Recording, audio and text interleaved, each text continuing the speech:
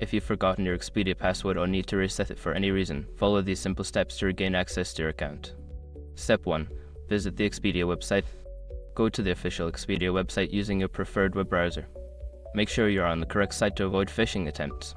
Step 2. Click on Sign In.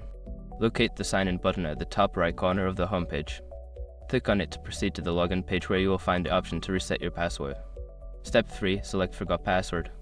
On the login page, look for the Forgot Password link. Click on this link to initiate the password reset process. Step 4. Enter your email address.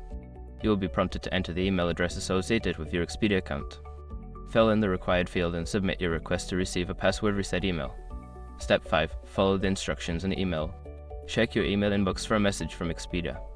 Open the email and follow the instructions provided to create a new password.